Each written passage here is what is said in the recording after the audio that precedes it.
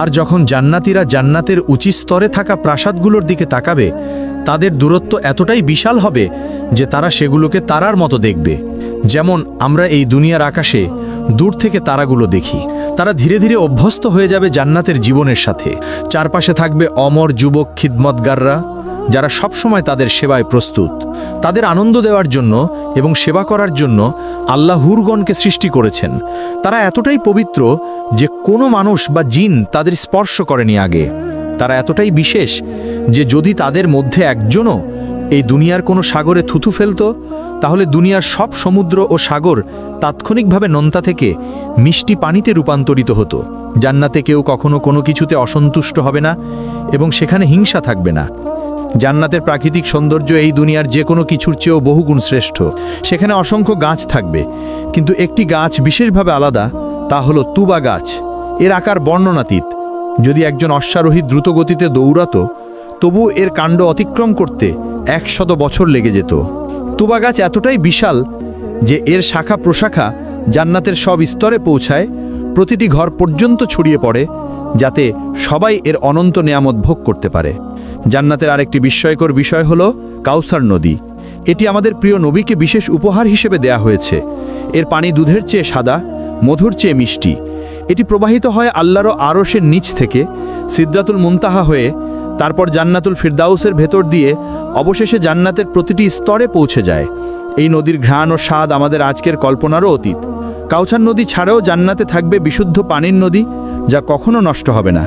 দুধের নদী, যার স্বাদ কখনো পরিবর্তিত হবে না। মদের নদী, যা পানকারীদের আনন্দ দেবে কিন্তু কোনো নেশা সৃষ্টি করবে না। এবং খাঁটি মধুর নদী। জান্নাতে এক কোমল বাতাস বইবে যখনই আমরা চাইব। যখন তা গাছের পাতার ভেতর দিয়ে বয়ে যাবে, সেই শব্দ হবে এত সুন্দর যে এই দুনিয়ার কোনো কিছুর সাথে তার তুলনা করা যাবে না। আরেক বিশেষ আনন্দ হবে সাপ্তাহিক বাজারে যাওয়া। সেখানে উত্তর দিক থেকে বাতাস বইবে আমাদের মুখমণ্ডল ও পোশাকে। এতে আমাদের সৌন্দর্য ও রূপ আরও বেড়ে যাবে এবং প্রতিবারই আমরা হব আগের চেয়ে অনেক বেশি সুন্দর ও আকর্ষণীয়। জান্নাতের সবচেয়ে সুন্দর দিকগুলোর একটি হলো আমরা দুনিয়ার জীবনকে স্মরণ করব এবং আমাদের প্রিয়জনদের সাথে সময় কাটাবো যারা জান্নাতের উপযুক্ত হয়েছে। আমরা একসাথে বসবো, আলাপ করব, একে অপরের জন্য যে দুনিয়ার অভাব বোধ ছিল তা মিটিয়ে নেব। কিন্তু এত সব বিস্ময়ের পরও এগুলো জান্নাতের কেবল অল্প অংশ। আসলেই কত চমৎকার শোনায় আর হৃদয়ে কত সুন্দর অনুভূত হয়। তবে এখন আসি সেই সর্বোত্তম বিষয়টিতে, যা জান্নাতকে সত্যি জান্নাত বানায়। এ পর্যন্ত যা বলা হলো, না প্রাসাদ, না নদী, না অফুরন্ত নেয়ামত, কোনোটিই এর সাথে তুলনীয় নয়। সবচেয়ে বড় উপহার হলো আল্লাহর মুখমণ্ডল দর্শন। জান্নাতে সেই দিনে, যা দুনিয়ার শুক্রবারের সমতুল্য, আল্লাহ জান্নাতবাসীদের নিজের উপস্থিতিতে স্বাগত জানাবেন। প্রিয় বন্ধু, জান্নাত সহজ কোনো পুরস্কার নয়। এটি প্রতিশ্রুত কেবল তাদের জন্য যারা আল্লাহর দিকে ফিরে আসে, হারাম থেকে বেঁচে থাকে, ইবাদতে অটল থাকে এবং সুন্দর চরিত্র নিয়ে জীবনযাপন করে। তাই আসুন আমরা মুমিনরা শক্তিশালী হই এবং আমরা একে অন্যের জন্য দোয়া করি। আসুন আমরা সবাই নিজেদের জন্য এবং সব মুসলমানের জন্য দোয়া করি।